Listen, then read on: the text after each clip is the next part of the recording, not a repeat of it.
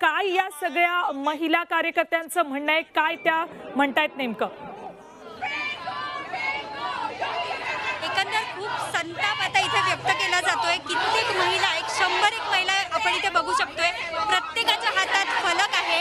आपल्या बहिणींवर जे काही अत्याचार होतात त्या विरोधात त्या इथे आता जमा झालेल्या आहेत, एकत्रित झालेल्या आहेत। प्रत्येकाच्या हातात फलक दिसतंय। योगींच्या फोटोवर त्यांच्या डोळ्यावर मास्क लावलेला आहे।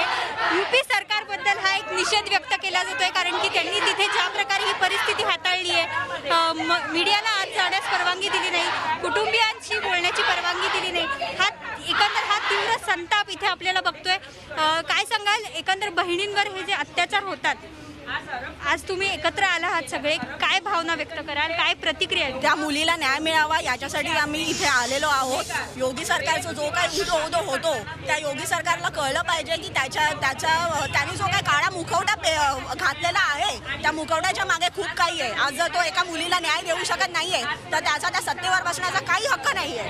तर त्याच्यामुळे योगी सरकारने राजीनामा द्यावा ही आमची मागणी आहे आणि उत्तर प्रदेशच्या सगळ्या महिलांना एक सुरक्षितता वाटावी, त्यांच्यासाठी एक सुरक्षित वातावरण तयार व्हावं ही सुद्धा आमची मागणी आहे। तुम्ही युवती सेना सगळ्या एकत्रित जमल्या आहात, काय आजचं स्वरूप आहे आंदोलनाचं, कशा भावना? आंदोलन आम्ही हे आपल्याला जर माहितीच असेल तर या संपूर्ण हिंदुस्थानाला झाशीची राणी अहिल्याबाई होळकर यांचा एक ज्वाज्वल्य परंपरा लाभलेली आहे। आणि आपण जर बघत असाल तर उत्तर प्रदेशामध्ये कायम स्वरूपी या बलात्कारी हत्याकांडांची एक मालिका बांधली गेलेली आहे। मग ती उत्तर प्रदेशातली हाथरस असू देत, अमेठ असू देत किंवा मुंबई, या कार्यकर्त्यांना सुरक्षित नाहीये।